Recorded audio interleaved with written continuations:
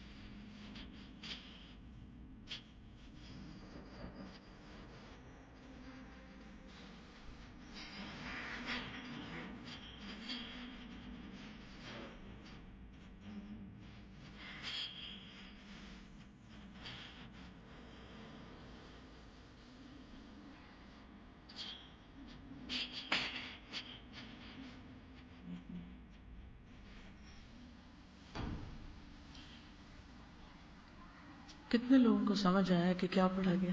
ہاتھ کھڑا کریں گے؟ پورے حال میں سے ایک ہاتھ کھڑا ہوا ہے، ایک یا دو تین. اوکے. اس وقت میں نے آپ کے سامنے سورت الملک کی چند آیات قاری بشاری راشد کی آواز میں پلے کی ہیں. سورت الملک جس کی 30 آیات ہیں. رسول اللہ صلی اللہ علیہ وسلم نے فرمایا جو شخص ان کو رات سونے سے پہلے پڑھے گا وہ عذاب قبر سے محفوظ رہے گا. قرآن مجید کی بہت اہم ترین صورتوں میں سے ہے. لیکن سوال یہ پیدا ہوتا ہے کہ ان 30 آیات کے پڑھنے میں آخر کیا بات ہے کہ جس پر اتنی بڑی بشارت سنائی گئی کہ انسان عذاب سے محفوظ رہے گا. تو یہ بات اس وقت سمجھ میں آتی ہے جب ان آیات کا ترجمہ سمجھ میں آتا ہے اور ترجمے کے پیچھے جو ان آیات کا مفہوم اور مقصد ہے. قرآن مجید اللہ کا کلام ہے، اللہ کی باتیں ہیں جو اس نے اپنے بندوں کے ساتھ کی ہیں. اللہ جو مالک الملک ہے، جو اس پوری کائنات کا بادشاہ ہے، جس نے ہم سب کو پیدا کیا ہے، جو ہم سب کو رزق دیتا ہے، جس کی طرف ہم سب کو لوٹ کر جانا ہے، جس نے ہماری ہدایت کے لیے کتاب بھیجی ہے، وہ ہم سے باتیں کرتا ہے. جی ہاں، وہ ہم سے باتیں کرتا ہے. کیا ہم نہ سنیں گے؟ اگر ہماری کوئی بات نہ سنے، ہماری بات پر کوئی توجہ نہ دے، اسے اہمیت نہ دے، تو ہمیں کیسا لگتا ہے؟ لیکن جب اللہ سبحانہ وتعالیٰ کی بات سنائی جا رہی ہو، اس کے قرآن کی، اس کی کتاب کی آیات کی تلاوت کی جا رہی ہو، تو بہت دفعہ ہمارا رویہ کیا ہوتا ہے؟ ہم سنتے نہیں، بولتے رہتے ہیں. حالانکہ اللہ تعالیٰ نے فرمایا اذا قرئ القرآن فاستمعوا له وانصتوا لعلکم ترحمون. جب قرآن پڑھا جا رہا ہو تو خاموش رہو، غور سے سنو تاکہ تم پہ رحم کیا جائے، کیونکہ قرآن پاک اللہ سبحانہ وتعالیٰ کی رحمت ہے. قل بفضل اللہ وبرحمتہ فبذلک فلیفرحوا هو خیر مما یجمعون. کہہ دیجئے کہ اللہ کے فضل اور اس کی رحمت پر انہیں چاہیے کہ خوش ہو جائیں. یہ ہر اس چیز سے بہتر ہے جسے لوگ جمع کر رہے ہیں. دنیا میں جتنی بھی دولت ہے ان سب چیزوں سے بڑھ کر یہ دولت اللہ کا کلام ہے جو اللہ تعالیٰ نے براہ راست ہم سے کیا ہے. تو ہم سب پر یہ لازم ہے کہ جب کبھی ہم قرآن پاک کی تلاوت سنیں تو اس وقت خاموش ہو جائیں، اور پھر سننے کے ساتھ خاموشی کے ساتھ فرمایا فاستمعوا له، اسے غور سے سنو، توجہ سے سنو. انسان کسی بھی چیز میں توجہ کب قائم رکھ سکتا ہے؟ اسی وقت جب اس کو بات سمجھ آ رہی ہو. کتنے حیرت کی بات ہے کہ باقی سب باتیں ہمیں سمجھ آتی ہیں اور ان کو ہم سمجھنا چاہتے ہیں، لیکن ایک اللہ کی بات اگر ہمیں سمجھ نہیں آتی تو سمجھنے کی تڑپ بھی نہ ہو، اس پر کوئی پریشانی بھی نہ ہو. نہیں، ہم سب کی زندگی میں کچھ وقت ایسا ضرور ہونا چاہیے کہ ہم سب یہ جانیں کہ اللہ سبحانہ وتعالیٰ نے اس کتاب میں ہم سے کیا کہا ہے، وہ ہم سے کیا چاہتا ہے. اس نے ہمیں پیدا کیا ہے، اس نے ہمیں یہاں بھیجا ہے، اس کی طرف ہمیں پلٹنا ہے اور پھر ہمارا حساب ہونا ہے. پھر ہم سب کا ایمان ہے کہ ایک جنت اور ایک دوزخ ہے. اس جنت میں جانے کا فارمولا اس کتاب میں بتایا گیا ہے. اس نے کھول کھول کر ایک ایک بات ہمیں بتا دی ہے کہ ہمیں اس دنیا کی کامیابی اور آخرت کی کامیابی کس طرح حاصل کرنا ہے. اب یہ ہمارا فرض بنتا ہے کہ ہم اس کی کتاب کو، اس کے کلام کو، اس کی بات کو غور سے سنیں اور سمجھ کر سنیں. الحمدللہ یہاں 100% پڑھے لکھے لوگ ہیں اور ہائیلی کوالیفائڈ لوگ موجود ہیں، لیکن ہماری یہ کوالیفیکیشن اسی وقت کمپلیٹ کوالیفیکیشن ہوگی جب ہمیں اللہ کی کتاب سمجھ آئے گی. دنیا میں ہم سب نے بہت سی کتابیں پڑھی، بہت سے لوگ کتابی کیڑا بھی ہوتے ہیں، ایک ہی کتاب کو چاٹ جاتے ہیں. بعض لوگ مسلسل پڑھتے ہیں، اگرچہ اوور آل اب پڑھنے کا شوق ختم ہوتا چلا جا رہا ہے، لیکن پھر بھی الحمدللہ بہت سے لوگ بہت کچھ پڑھتے رہتے ہیں. یہاں پر آپ کالج تک پہنچتے ہوئے کم از کم 10-12 سال تو آپ نے پڑھا، اور اس دوران بے شمار کتابیں پڑھی ہوں گی، اپنی اسائنمنٹس کے لیے، ریسرچ کے لیے اور بھی زیادہ پڑھی ہوں گی. جب ہم اللہ تعالیٰ کے پاس واپس پہنچیں گے اور اگر اس نے ہم سے یہ پوچھا کہ اتنی کتابیں پڑھی تھی، میری کتاب کیوں نہ پڑھی، کیا ہم یہ کہہ سکیں گے کہ اللہ تعالیٰ ہمارے پاس وقت نہیں تھا؟ اگر دنیا کی کتابیں پڑھنے کے لیے وقت ہے تو یقیناً اللہ کی کتاب پڑھنے کے لیے بھی وقت ہے اور ہونا چاہیے، اور ہمیں وقت نکالنا چاہیے. کہیں ہم اندھیرے میں نہ رہیں. اللہ تعالیٰ نے اس کتاب کو ہمارے لیے روشنی بنایا ہے، اور اگر روشنی کے بغیر، وہ نور جو دلوں کے لیے روشنی ہے، اس روشنی کے بغیر اگر ہم صرف اپنے علم کا سورس، اپنے نالج کا سورس دنیا کو بنا کر صرف انسانی مفکرین اور سائنٹسٹ اور انسانی فلاسفرز جو ہیں صرف ان کی باتوں میں جیتے رہے اور یہ نہ جانا کہ جس نے ان سب کو پیدا کیا ہے وہ کیا چاہتا ہے، تو کہیں ایسا نہ ہو کہ ہم اندھیرے میں رہیں. علم مکمل ہوتا ہی نہیں جب تک وہ نہ جانے انسان جو اس کے خالق نے اس کے لیے بھیجا ہے، جو اس نے ہمارے لیے پسند کیا ہے.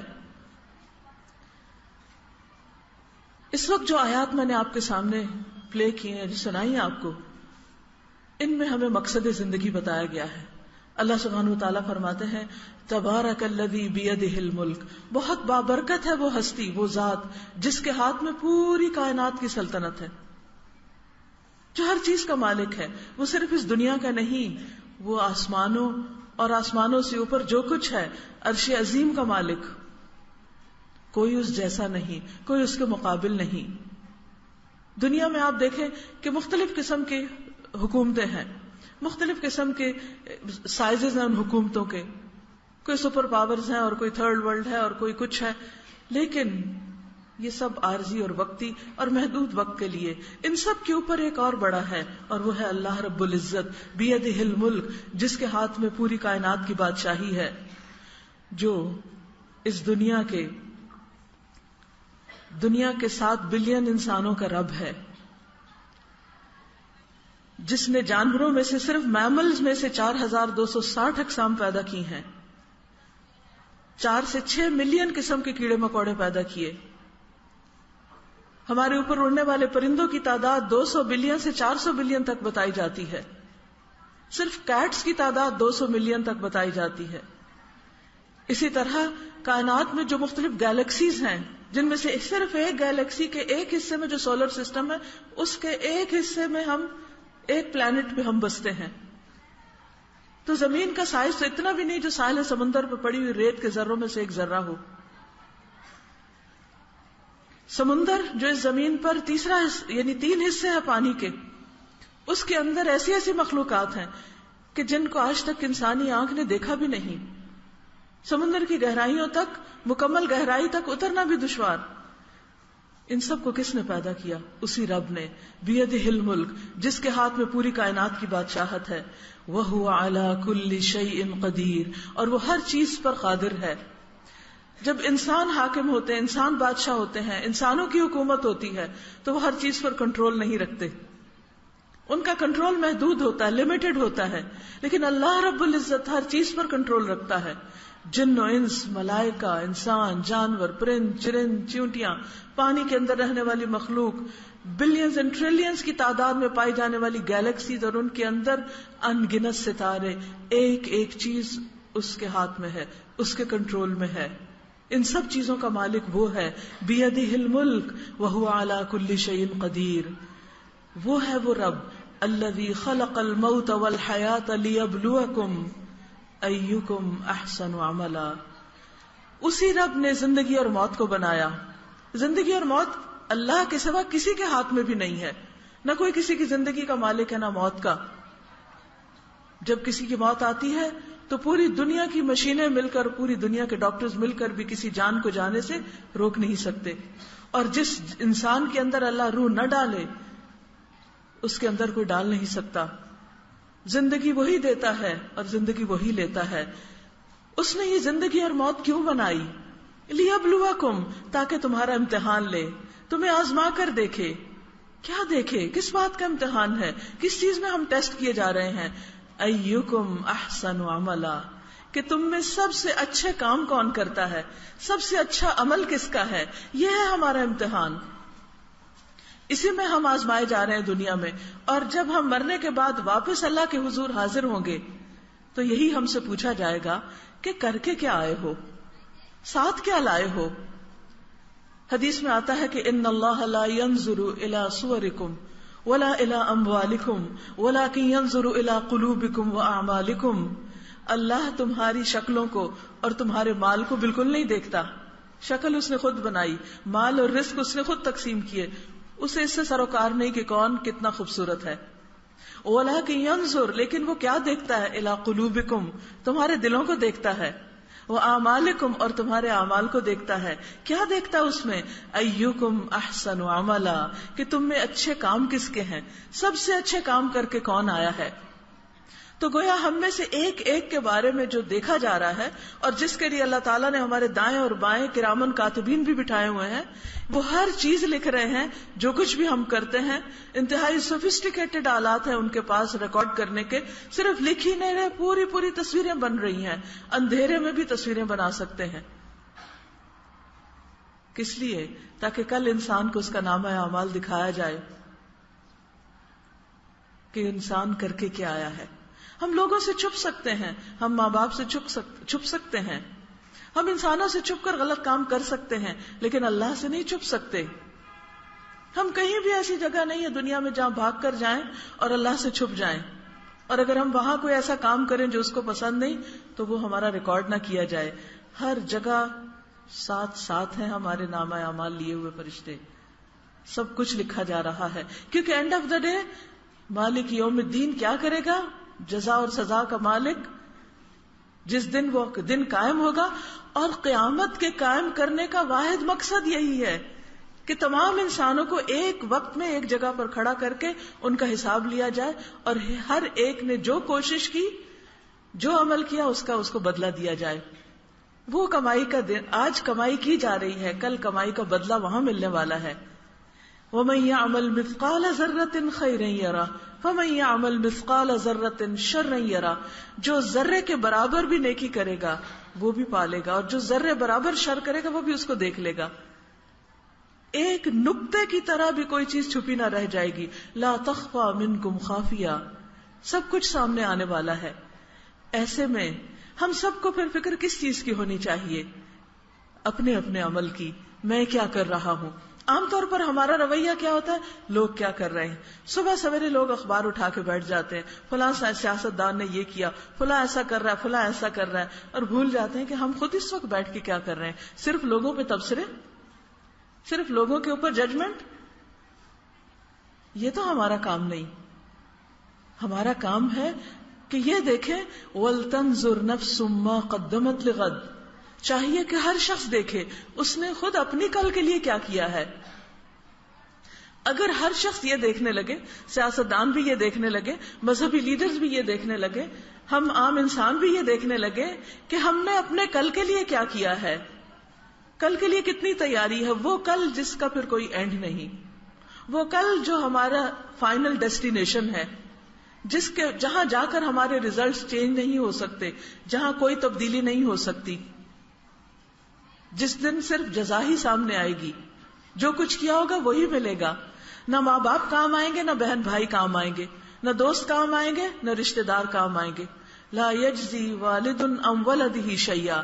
والد اپنے بچے کے کام نہیں آئے گا. دنیا میں آپ نے دیکھا ہوگا بعض اوقات اگر بچے کی کڈنی فیل ہو جائے تو ماں باپ دے دیتے ہیں، اگر ماں باپ کو کوئی تکلیف ہو تو بچے اپنے آرگنز دے دیتے ہیں. دنیا میں ایک دوسرے کے لیے بڑی بڑی قربانیاں کی جاتی ہیں، لوگ اپنی جانیں تک قربان کر دیتے ہیں دوسروں کے لیے. لیکن اس دن نہ کوئی جان قربان کرے گا اور نہ کسی کے پاس مال ہوگا اور نہ کسی کے پاس اپنا کوئی ایسا عمل، کیونکہ ہر شخص کیا چاہے گا؟ یوم یفر المرء من اخیہ وامہ وابیہ وصاحبتہ وبنیہ لکل امرئ منہم یومئذ شأن یغنیہ. جس دن ہر شخص بھاگے گا. کس سے؟ اپنے بھائی سے. دنیا میں بھائی کو تکلیف ہوتی ہے ہم بھائی کی طرف بھاگتے ہیں کہ بہنیں صدقے قربان جاتی ہیں بھائیوں کے، لیکن اس دن ان کو بھی کوئی نہیں دیکھے گا. یوم یفر المرء من ابیہ، اپنے باپ سے، وامہ اور اپنی ماں سے، وبنیہ اور اپنے بیٹے سے، وصاحبتہ اور اپنی بیوی سے. اور ہر شخص کے اوپر اپنی ایسی حالت ہوگی جو اس کو دوسرے سے بے نیاز کر دے گی. کوئی بھی شخص کسی کے کام نہیں آئے گا. ہر شخص دوسرے سے بھاگے گا کہ کوئی مجھ سے کچھ مانگ نہ لے. لیکن آج وقت ہے ہم سب کے پاس کہ اپنے اس وقت کو موسٹ پروڈکٹیو طریقے سے گزاریں اور اس میں بہترین کام کریں. اب سوال یہ پیدا ہوتا ہے کہ کون سے کام ہیں جن کو بہترین کہا جائے، کیونکہ پھر ہر شخص اپنا ایک کرائیٹیریا قائم کیے ہوئے ہے. وہ سمجھتا ہے جو میں کر رہا ہوں وہ سب سے اچھا ہے. ایک مسجد میں بیٹھا ہوا شخص کہے گا میں سب سے نیک ہوں، عبادت گزار ہوں، میں سب سے اچھا ہوں. ایک بازار میں بیٹھا ہوا شخص کہے گا کہ ہاں میں لوگوں کی ضروریات پوری کرنے کے لیے بزنس کھولے ہوئے، میں سب سے. ڈاکٹر سمجھتا ہے میں سب سے اچھا ہوں. پھر اچھا کون ہے؟ کون اچھا اور کون نہیں؟ اس کا فیصلہ کون کرے گا؟ اس کا فیصلہ بھی میں اور آپ اپنی عقل سے نہیں کر سکتے. صرف ٹھیک ہے اللہ نے عقل ہمیں دی ہے تمیز کرنے کے لیے اچھے اور برے میں، لیکن عقل جو ہے وہ وحی کے تابع ہے. اور وحی ہمیں کیا بتاتی ہے؟ اللہ سبحانہ و تعالیٰ کی طرف سے کیا آیا ہے؟ اچھا کیا ہے؟ اچھا وہ ہے جو رب کو پسند آ جائے. اگر کوئی بھی چیز کتنی بھی بڑی ہو، خواہ آپ ساری رات عبادت میں، نفل میں، نماز میں کھڑے رہیں، لیکن آپ کے اندر یہ خواہش ہو کہ لوگوں کو پتہ چل جائے اور لوگ خوش ہو جائے اور سمجھے کہ یہ کتنا عبادت گزار ہے، اللہ تعالیٰ ایسے عمل کو ریجیکٹ کرتا ہے. یہ عبادت میرے لیے ہے؟ یہ تو لوگوں کے لیے ہے، لوگوں کو خوش کرنے کے لیے تم کر رہے، شہرت کمانے کے لیے کر رہے ہو، لہذا ایسا عمل ریجیکٹڈ ہے. اسی طرح کوئی شخص انسانوں کی خدمت کر رہا ہے، دن رات بھاگا دوڑا پھر رہا ہے، صدقہ خیرات کر رہا ہے، ہر چیز بانٹ رہا ہے، لیکن مقصد کیا ہے کہ لوگ مجھے سخی اور سخی کے نام سے پہچانے. کچھ نہیں ہے اس کے لیے اللہ کے پاس، اس لیے کہ اس کی ساری بھاگ دوڑ کا مقصد کیا تھا؟ لوگوں سے تعریف حاصل کرنا. پھر احسن عمل کیا ہے؟ احسن عمل کی دو شرائط ہیں، دو بڑی کنڈیشنز ہیں. نمبر ایک یہ کہ وہ کام نبی صلی اللہ علیہ وسلم کی سنت کے مطابق ہو.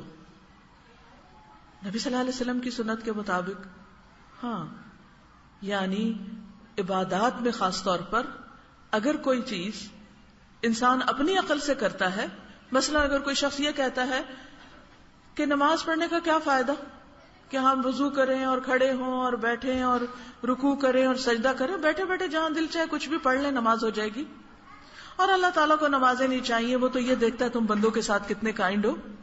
اگر کوئی شخص صرف اتنی بات کہتا ہے تو یہ اب اس نے ایک خود سے ہی دین بنا لیا. دیکھا یہ جائے گا کہ نبی صلی اللہ علیہ وسلم نے نماز کے بارے میں کیا کہا ہے. آپ نے تو بتایا کہ قیامت کے دن سب سے پہلا سوال ہی اس کے بارے میں ہوگا. پھر آپ نے خود فرمایا صلو کما رأیتمونی اصلی، نماز ایسے پڑھو جیسے میں پڑھتا ہوں. تم نماز میں خود ساختہ طریقے نہیں اختیار کر سکتے کہ تم کرسی پہ بیٹھے بیٹھے کہو کہ میں بس کچھ دعائیں پڑھ لیتا ہوں اور میری نماز ہو گئی، یا یہ کہ ہم تو اشکوں سے وضو کرتے ہیں اور دل کی نماز پڑھتے ہیں. نہیں، یہ کافی نہیں ہے. ہمیں نماز اسی طرح پڑھنی ہوگی جیسے نبی صلی اللہ علیہ وسلم نے پڑھی. روزہ اگر کوئی کہے کہ چلو میں ڈائٹنگ کر لیتا ہوں اور کچھ نہیں کھاتا پیتا تو روزہ ہو جائے گا، نہیں، اس طریقے سے، اس نیت اور شعور کے ساتھ. اسی طرح اگر کوئی کہے کہ اب ذوالحج میں ہی حج کرنے کا کیا فائدہ، میں جب چاہوں حج پہ چلا جاؤں، وہاں کا چکر ہی لگانا نہ لگا کے آ جاؤں گا، ایک ٹور لے لیتا ہوں، نہیں، یہ حج نہیں ہوگا. حج آپ کو 9 ذوالحجہ کو عرفہ کے میدان میں زوال آفتاب کے بعد وہاں قیام کرنے سے ہی آپ کا حج ہوگا. تو کسی بھی نیک عمل، اچھے عمل کے لیے پہلا کرائیٹیریا اور پہلی شرط یہ ہے کہ وہ نبی صلی اللہ علیہ وسلم نے جس طریقے پر عبادات اور طریقہ سکھایا ہم کو کرنے کا، اس کے مطابق ہو. دوسری بڑی چیز یہ ہے کہ وہ عمل اللہ کے لیے خالص ہو. مثلاً آپ کسی غریب کے کام آتے ہیں، بہت بہترین چیز ہے. آپ کسی دکھی کی مدد کرتے ہیں، آپ ڈاکٹر ہیں، انجینئر ہیں، سائنٹسٹ ہیں، کچھ بھی ہیں، اسلام ہمیں اس سے روکتا نہیں، بلکہ میں یہ سمجھتی ہوں کہ مسلمز کو اور اسٹوڈنٹس کو دن رات محنت کرنی چاہیے اور اپنے دین اور اپنے ملک کا نام روشن کرنا چاہیے. دنیا کی اقوام میں پڑھ لکھ کر آگے جانا چاہیے، اس میں ان کو کمپیٹ کرنا چاہیے. یاد رکھیے کوئی قوم دنیا میں اس وقت تک پاورفل نہیں ہو سکتی جب تک وہ دنیاوی علوم میں مضبوط نہیں ہوتی. آپ صرف اپنی پڑھائی کو یا ڈگری کو صرف وقت گزارنے کا ذریعہ نہ سمجھیں، واقعی اس وقت سے صحیح فائدہ اٹھائیں اور پوری محنت کریں، وقت کا صحیح استعمال کریں، اور پھر جب آپ آگے جائیں تو ایک محنتی قوم کے طور پر پاکستان کا نام روشن کریں. اگر ہم دنیا کی تعلیم میں پیچھے ہیں تو کوئی قوم ہمیں آگے نہیں کر سکتی. کسی طرح ہم اسلام کو، مسلمانوں کو، پاکستان کو عزت نہیں دے سکتے جب تک کہ ہم یہ کام نہ کریں. پھر آپ دیکھیے اللہ سبحانہ وتعالی نے جب آدم علیہ السلام کو پیدا کیا تو اس سے پہلے فرشتوں سے کہا کہ میں انسان کو پیدا کرنے والا ہوں. تو فرشتوں نے کہا کہ ہم عبادت کرتے ہیں تو انسان کو پیدا کرنے کی کیا ضرورت ہے؟ ہم آپ کی تسبیح کرتے ہیں، حمد و ثنا بیان کرتے ہیں، اگر انسان کو بھی صرف تسبیح کرنی تو ہم پہلے سے ہی کر رہے ہیں. انسان دنیا میں فتنہ فساد کرے گا. تو اللہ تعالیٰ نے آدم علیہ السلام کو کچھ چیزوں کے نام سکھایا اور پھر فرمایا کہ تم ان کے سامنے پیش کرو. فرشتوں سے بھی اس سے پہلے پوچھا لیکن فرشتے ان چیزوں کے نام نہیں بتا سکے، آدم نے بتائے. اور یہاں پھر فرشتوں کو حکم دیا کہ آدم کے آگے سجدہ کرو. یہ سجدہ کس بنا پر تھا؟ علم کی بنا پر تھا. کون سا علم تھا؟ چیزوں کا علم تھا، کائنات کا علم تھا. تو کائنات کا علم، مختلف سائنسز کا علم حاصل کرنا یہ بھی عبادت بن جاتا ہے اگر انسان اس کو بھی صحیح نیت کے ساتھ کرتا ہے. لیکن یاد رکھیے کہ اس علم کی بنا پر آدم کو برتری تو حاصل ہوئی لیکن شیطان کے بہکاوے میں آ گئے.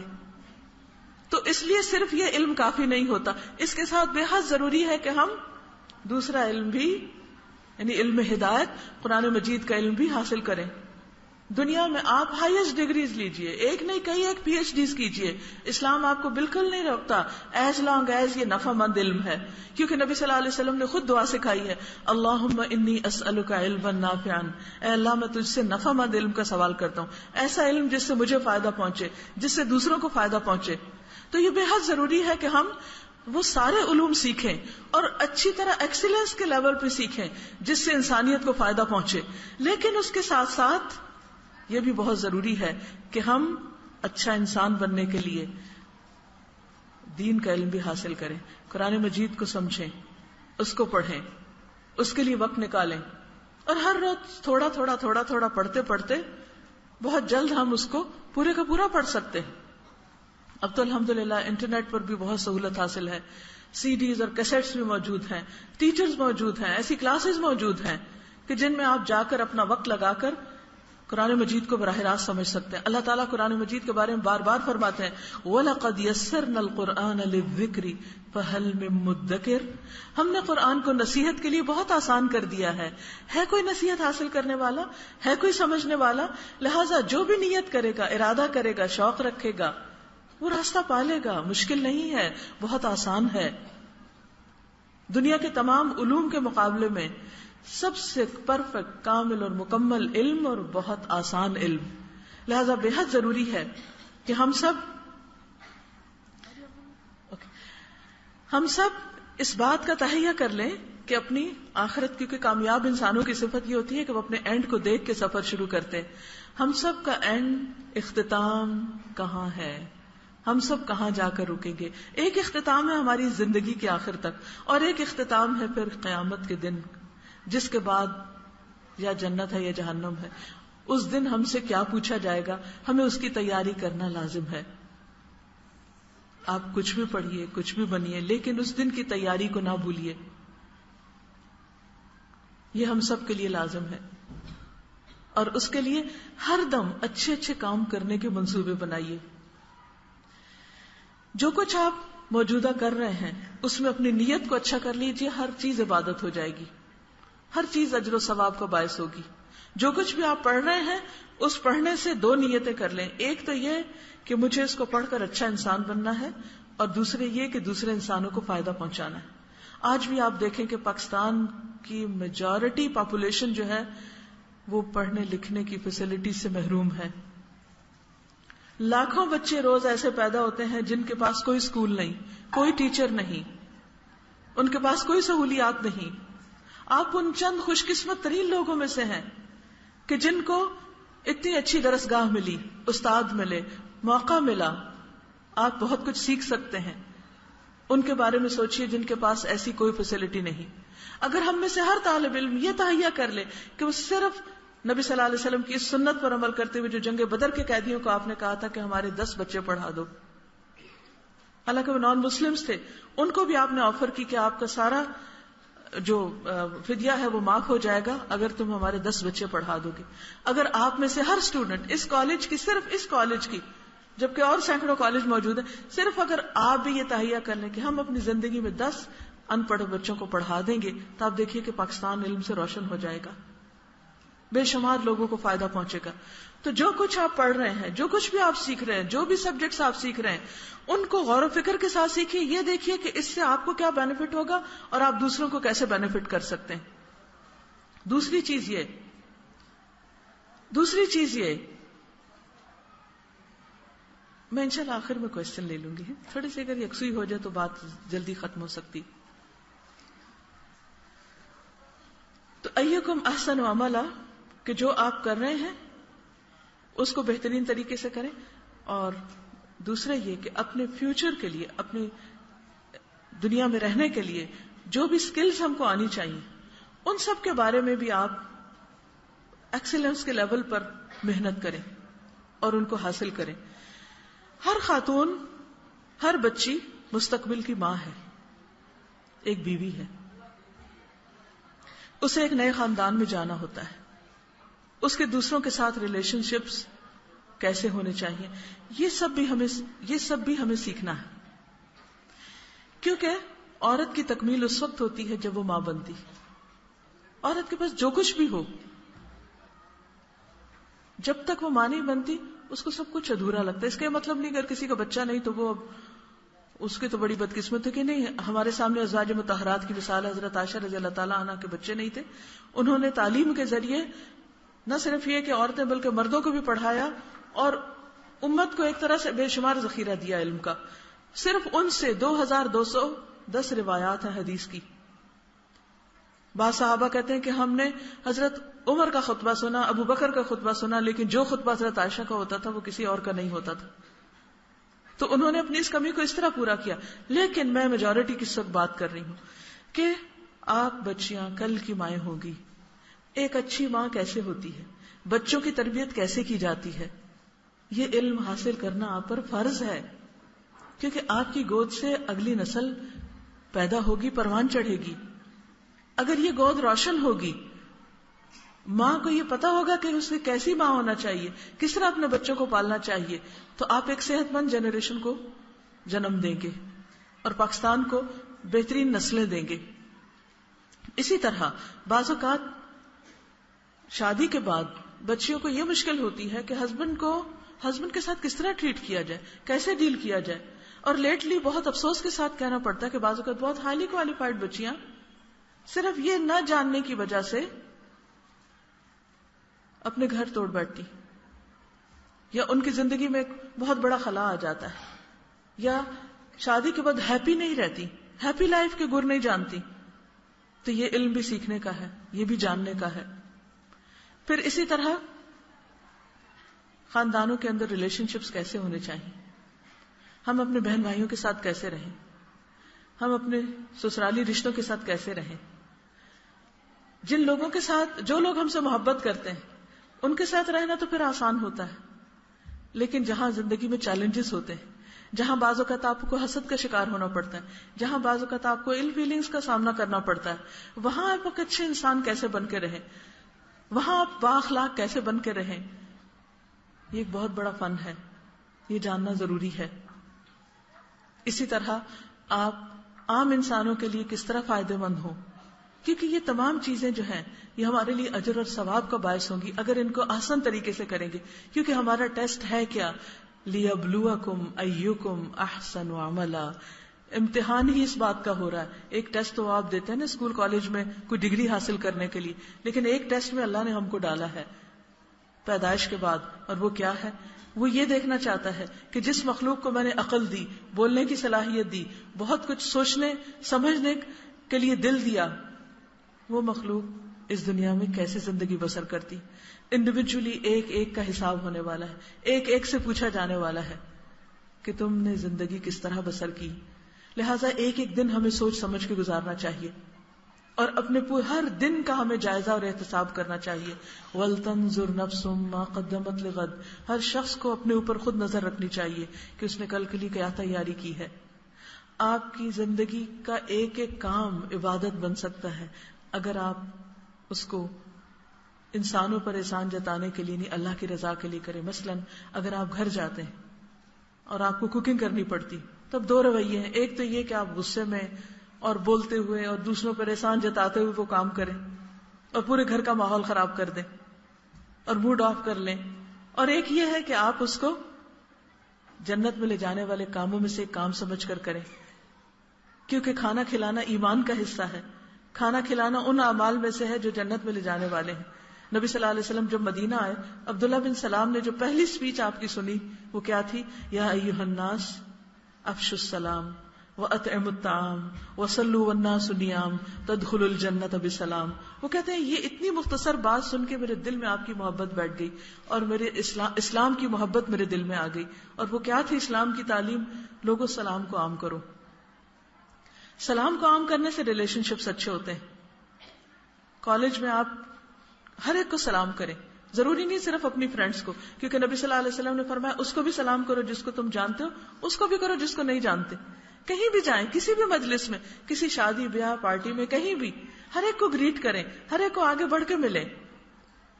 مسکراتا ہوا انسان، دوسروں کی کیئر کرنے والا انسان سب کا محبوب ہوتا ہے. اور اپنی ذات میں مگن اور صرف اپنے خود پسند انسان، وہ کسی کو بھی اچھا نہیں لگتا.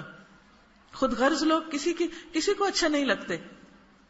لہذا نبی صلی اللہ علیہ وسلم کی اس سنت پر اگر عمل کرتے ہوئے آپ ہر ایک کو سلام کریں، ہر ایک کو گریٹ کریں، جو دور سے گزر رہا ہے صرف اسمائل پاس کر رہے ہیں، تو آپ ایک بہت زبردست عبادت کر رہے ہیں. آپ صلی اللہ علیہ وسلم نے فرمایا تم جنت میں نہیں جا سکتے جب تک کہ تمہارے اندر ایمان نہ ہو. ایمان نہیں آ سکتا جب تک تم آپس میں محبت نہ کرو. کیا میں نے تمہیں طریقہ بتاؤں جس کے کرنے سے تم باہم محبت کرنے لگو گے، محبتیں عام ہو جائیں گی. اور وہ کیا ہے؟ سلام کو عام کرو.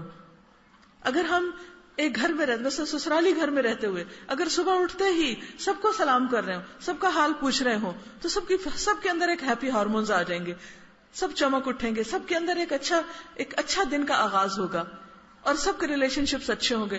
لیکن ایک اٹھا ہے غصے سے اس کو دیکھ رہا ہے، وہ اس کو منہ بسور کے دیکھ رہا ہے، تو سب کے موڈ آف ہے. کیا ہوا؟ روشن گھر بھی اندھیرا لگنے لگتا ہے. تو اس لیے بہت ضروری ہے کہ ہم اپنے گھروں کے اندر اس طرح خوبصورت عادتوں کو رواج دیں کہ گھروں کے اندر ایک خوبصورت زندگی جو ہے وہ ہمارے سامنے آئے. دوسری چیز وَأَطْعِمُوا الطَّعَامَ، کھانا کھلاؤ. کھانا کھلانے کے لیے ضروری نہیں کہ آپ ایک لنگر ہی کھولیں، وہ بھی ضرور اگر کھول سکے تو کھولیں. پچھلے دنوں میں نے جاوید چودھری کا ایک کالم پڑھا تھا، 150 روپے، شاید آپ نے بھی پڑھا، اگر نہیں تو ضرور پڑھیے. بہت ہی زبردست اس نے نقشہ کھینچا تھا کہ اس وقت ہمارے ملک میں جو غریب لوگ ہیں ان کا حال کیا ہے. سردی سے ٹھٹھٹ رہے ہیں لیکن ایک لنڈے کی 100 روپے 150 روپے کی جیکٹ خریدنے کے لیے جیب میں پیسے نہیں. تو انہوں نے ایک سروے کیا تھا جس میں جا کر انہوں نے مختلف لوگوں سے پوچھا کہ ان کے پاس کیا ہے اور کیا نہیں، اور کس طرح وہ سارا دن لنگروں پہ لائن لگا کے کھڑے ہوئے ہیں اور چند چمچ دال ان کو جو ملتی ہے اسی میں جا کے مزید پانی ڈال کے تو اس چند روٹیوں کے ساتھ وہ ان کا ناشتہ ہوتا ہے. لیکن صرف لنگر ہی کھولنا کافی نہیں ہوگا، اس قوم کو کام لگانے کی ضرورت ہے. اللہ نے ہمیں جو کروڑوں کی آبادی دی اور ہر ایک کے پاس 2 ہاتھ ہیں، اگر ہم سب لگ جائیں تو ہماری گلیاں صاف ستھری ہو جائیں، اگر ہم سب لگ جائیں تو ہماری خالی زمینیں سرسبز ہو جائیں اور ہمیں گندم امپورٹ نہ کرنی پڑے، ہم ایکسپورٹ کرنے والے ہوں اور ہمارے ملک میں پھر کبھی شوگر کی کمی نہ ہو. اتنی زمین پیاری اللہ نے ہم کو دی ہے. مجھے دنیا کے بہت سے ممالک میں جانے کا اتفاق ہوا، بہت جگہ کے پھل سبزیاں کھانے کا موقع ملا. بلا مبالغہ کہتی ہوں جو کچھ اللہ نے ہمیں دیا ہے یقین کریں مجھے کہیں نظر نہیں آیا. جو ہمارے پھولوں میں رنگ اور خوشبو ہے، جو ہمارے سیبوں میں ذائقہ اور خوشبو ہے، وہ باہر کے سجے ہوئے پھلوں میں خوشبو نہیں ہے. وہ دیکھنے میں بہت حسین ہے لیکن اس کے اندر وہ ٹیسٹ اور وہ رنگ اور خوشبو نہیں ہے. ہمیں اپنی اس مٹی کی قدر کرنی چاہیے اور اس زمین کو آباد کرنا چاہیے. اللہ نے ہمیں ہاتھ دیے ہیں، اگر ہر بیکار انسان اس کو زمین کو اس کو نرم کر کے اس کے اندر بیج ڈال کے اپنی اپنی کیاریاں اگائے. چائنا میں اگر آپ جائیں آپ کو ایک چپا زمین خالی نہیں ملے گی، کہیں پر بھی ہوگا تو کچھ نہ کچھ اگا دیں گے. امریکہ میں ایک گروپ ہے گرین گروپ، اس کا شوق کیا ہے، وہ ہر وقت وہ کچھ لوگ اکٹھے ہیں، وہ ہر جگہ پودے لگاتے جا رہے ہیں. یہ نہیں کہ صرف ہمارا گھر ہے، وہ کسی کا بھی گھر ہے، کہیں پر بھی جو خالی جگہ دیکھتے ہیں وہاں جا کے پودے اگا دیتے ہیں. رات رات بھر وہ لوگ جاگتے ہیں، صبح لوگ اٹھتے ہیں اور زمینوں پر نئے پودے لگے ہوئے ہوتے ہیں. آج ہمارے گھروں کے سامنے زمینیں اجڑی پڑی ہیں، کہیں پر ہم سڑکوں پہ جاتے ہیں آس پاس زمینیں بنجر پڑی ہیں اور خالی لوگ فارغ بیٹھے نظر آتے ہیں. اس قدر تکلیف ہوتی ہے. کوئی ہے جو ان کو کام لگا دے، کوئی ہے جو ان کو راہ دکھا دے، کوئی ہے جو ان کو اس غربت سے نکالے، کوئی ہے جو ان کو ڈائریکشن دے. وہ کون دے گا؟ وہ پڑھا لکھا طبقہ دے گا، وہ آپ لوگ دیں گے. آپ سوچنے والے لوگ ہیں، آپ کو اللہ نے صلاحیتیں دی، آپ کو اللہ نے علم کی طاقت دی ہے، آپ ان لوگوں کی مدد کر سکتے ہیں جن کو یہ ساری نعمتیں نہیں ملی. تو انشاءاللہ جب آپ انسانیت کی خدمت کے جذبے سے باہر نکلیں گے، آپ جب ہر ایک کا بھلا سوچیں گے، ہر ایک کے فائدے کے بن جائیں گے، آپ کی پوری زندگی عبادت بن جائے گی. اور آج آپ کسی کا بھلا کریں گے، کل آپ کا بھلا ہوگا. کل قیامت کے دن یہ سارے پھول اگے ہوئے، یہ سارے پودے آپ کے نامہ اعمال میں نظر آئیں گے، یہ کیاریاں آپ کے لیے لگی ہوئی ہوں گی. لہٰذا بہت ضروری ہے کہ ایک طرف ہم اللہ کا حق ادا کرنے والے ہوں، دوسری طرف ہم بندوں کے خدمت گار ہوں. ہر ایک کے ساتھ احسان کریں، چاہے کوئی ہمارا رشتہ دار ہے یا کوئی بھی جان پہچان کا یا انجان ہے، کوئی بھی، وہ سب ہمارے ہیں. ہم سب ایک انسانی برادری میں آپس میں رشتہ دار ہیں. ہم سب آدم اور حوا کی اولاد ہیں. ہمیں رنگ اور نسل کی بنیادوں پر اپنے آپ کو نہیں بانٹنا، ہمیں کالے گورے کی بنیاد پر نہیں بانٹنا. ہم ایک رشتے میں منسلک ہیں. اس لیے بہت ضروری ہے کہ ہم سب اپنے ہی جیسے، معلوم نہیں ہے میرے دائیں اور بائیں بیٹھے لوگ کس نسب میں کہاں میرے خون کے بھی رشتہ دار بنتے ہیں، کیونکہ اصل ہم سب کی ایک ہے. اس لیے جس سے بھی ملیں محبت سے ملیں، جس سے ملیں اچھے ریلیشن شپ میں. اور اگر اس کی طرف سے ہمیں کوئی تکلیف بھی پہنچے، کوئی ایسا رویہ بھی سامنے آئے جو ہم کو پسند نہیں، تو اس کو معاف کر دیں. معاف کرنے میں بہت بہت برکتیں ہیں. اللہ سبحانہ و تعالیٰ فرماتے ہیں الا تحبون ان یغفر اللہ لکم، کیا تم نہیں چاہتے کہ اللہ تم کو معاف کر دے؟ ہم سے بھی تو غلطیاں ہو جاتی ہیں، ہم سے بھی زیادتیاں ہو جاتی ہیں. تو اپنے دلوں کے بوجھ اتاریے. جنہوں نے ہم سے زیادتی کی ان کو معاف کیجیے، جو ہم سے نہیں بولتے ان سے بولیے، جو ہم کو سلام نہیں کرتے ان کو سلام کیجیے، جو مسکراتے نہیں ان کو مسکرا کے مسکرانا سکھائیے. تو انشاءاللہ آپ کی ساری زندگی عبادت بن جائے گی. اور جس بھی فیلڈ میں ہے، جو بھی سبجیکٹ ہے آپ کا، اس میں زبردست محنت کیجیے. اگر آپ کو لینگویج نہیں آتی، لینگویج پرابلم ہے، تو جن کو لینگویج آتی ہے اسٹوڈنٹس ایک دوسرے کی ہیلپ کریں، آپس میں ایک دوسرے کے مددگار بنیں. اور کوئی شخص جو آپ کے انٹریکشن میں آئے کہیں آپ کے فیض سے محروم ہو کر نہ جائے. چھوٹے نہیں بہت بڑے پیمانے پر نیکیاں کرنے کا سوچیے، اور اس کے ساتھ ساتھ ہر دم اپنے رب کو یاد کرتے رہیے. کوئی بھی کام کرنے کا موقع ملے تو دل میں اللہ سے بات کیا کیجیے، الحمدللہ اللہ تیرا شکر، تو نے مجھے توفیق دی، تو نے مجھے راستہ دکھایا، تو نے مجھے موقع دیا. ہمارا دل اللہ کی محبت میں ڈوبا ہو، ہمارا دماغ اچھے اچھے منصوبے بنانے میں مشغول ہو، ہماری زبان اللہ کے ذکر میں مشغول ہو، اور ہمارے ہاتھ پاؤں لوگوں کی خدمت میں مشغول ہوں. اور ہم جب اس دنیا سے جائیں تو بعد میں بھی لوگ ہمیں اچھے لفظوں سے یاد کریں، کیونکہ لوگوں کی گواہی ہمارے نامہ اعمال میں لکھی جائے گی. کون کیسا تھا، بعد میں جو کچھ ہمارے بارے میں کہا جائے گا وہ بھی ساتھ لکھا جائے گا. اور جب ہم اللہ کے حضور حاضر ہوں تو اللہ تعالی ہم کو بے حساب بخش دے، بغیر حساب کے بخش دے، اور ہم سے راضی ہو جائے. اللہ کرے کہ ہم اس دنیا میں بھی بھرپور زندگی گزاریں اور آخرت میں بھی بھرپور زندگی گزاریں، کیونکہ اصل گھر وہی ہے. یہ ایک ٹیمپرری فیز ہے، چند دن کے لیے ہیں ہم یہاں. اللہ سبحانہ وتعالیٰ قرآن مجید میں فرماتے ہیں وَإِنَّ الدَّارَ الْآخِرَةَ لَهِيَ الْحَيَوَانُ لَوْ كَانُوا يَعْلَمُونَ. اور آخرت کا گھر وہی دراصل گھر ہے، وہی زندگی ہے، کاش لوگ جانتے ہوتے. ہمیں اس گھر کی تیاری کرنی ہے، اس کے لیے آج کام کرنا ہے، ایک ایک لمحے کو استعمال کرنا ہے. اور ایک ایک لمحے کے استعمال کے لیے اٹھتے بیٹھتے اللہ کا ذکر کرتے رہیے. اللہ بذکر اللہ تطمئن القلوب، اللہ کے ذکر سے دلوں کا اطمینان ہوتا ہے. لہذا سبحان اللہ، الحمدللہ، استغفر اللہ، اللہ اکبر، لا الہ الا اللہ، چھوٹے چھوٹے ذکر اپنی زبان پر، یعنی زبان کو فارغ نہ رہنے دیجیے.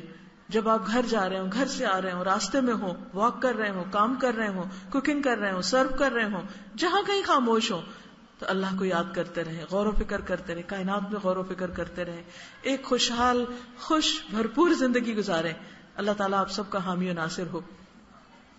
اس موقع پر آپ سب کے لیے میں اپنی ایک لیکچر کا کیسٹ گفٹ کے طور پر لائی تھی. آپ خود بھی سنیے، اوروں کو بھی سنوائیے. اللہ تعالیٰ آپ سب سے راضی ہو. اور میں کالج کی انتظامیہ اور شہر کی انتظامیہ اور سٹاف اور آپ سب کی بہت شکر گزار ہوں کہ آپ نے ملاقات کا موقع دیا. اللہ کرے کہ ہماری آج کی یہ محفل ہماری زندگی میں ایک ٹرننگ پوائنٹ ہو اور ہم آج سے زیادہ بہتر اور مفید انسان بن کر زندگی بسر کریں. اور میں امید رکھتی ہوں کہ آپ جلد سورۃ الملک رات کو پڑھنا بھی شروع کریں گے اور اس کا معنی بھی خوب اچھی طرح یاد کر لیں گے. تبارک الذی بیدہ الملک وہو علی کل شیء قدیر الذی خلق الموت والحیاۃ لیبلوکم ایکم احسن عملا ایکم احسن عملا.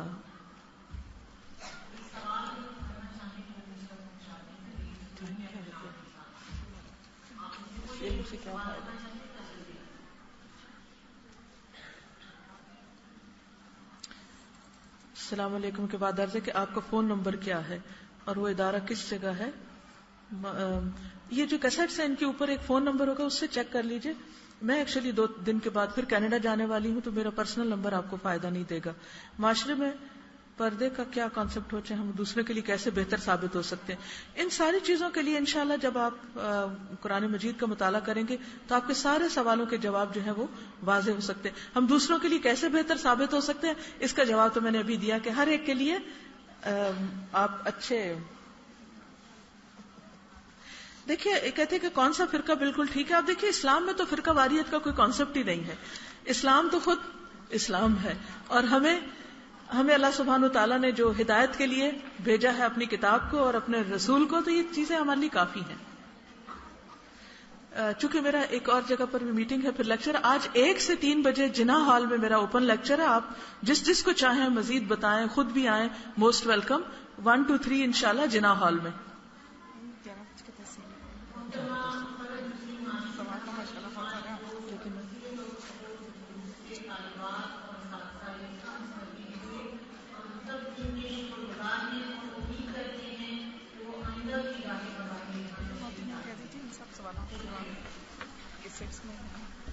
جی یہ جو سوال آپ نے بھیجے ان میں سے اکثریت کے جواب جو ہیں وہ کیسٹس میں موجود ہیں. تو میں یہ چاہوں گی کہ آپ اس سے کیسٹ سے بھی فائدہ اٹھا سکتے ہیں. اور انٹرنیٹ پہ میں آپ کو ایک سائٹ بتا دیتی ہوں، alhuda.pk.com اور farhathashmi.com.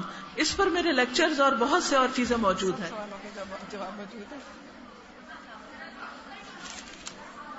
اس سے پاسبل کیا آپ چاہ کے پیچھے سے چلیے. اب میں اوپر آپ کچھ کہنا چاہتا ہوں.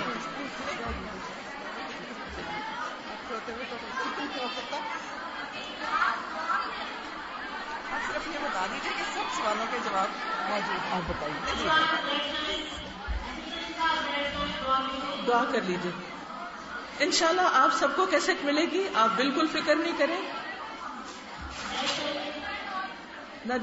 میمونہ پیچھے سے چلے جائیں، پیچھے لے آپ بیٹھ جائیں گے تو انشاءاللہ آپ سب کو ملے گی کیسٹ. لیکن کیسٹ سننا ہوگی اور سن کے آگے دے دیجیے.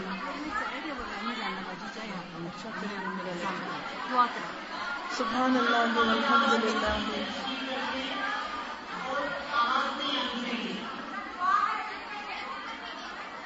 چلیے ایک دفعہ بانٹ لیں، کوئی بات نہیں، ایک دفعہ بانٹ لیتے ہیں پھر اس کے بعد آرام. اوپر بھی دے دیجیے. ادھر سے جا کے میرے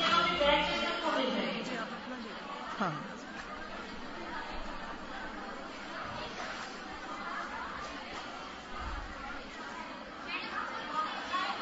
جی اوپر بھی دیں گے انشاءاللہ.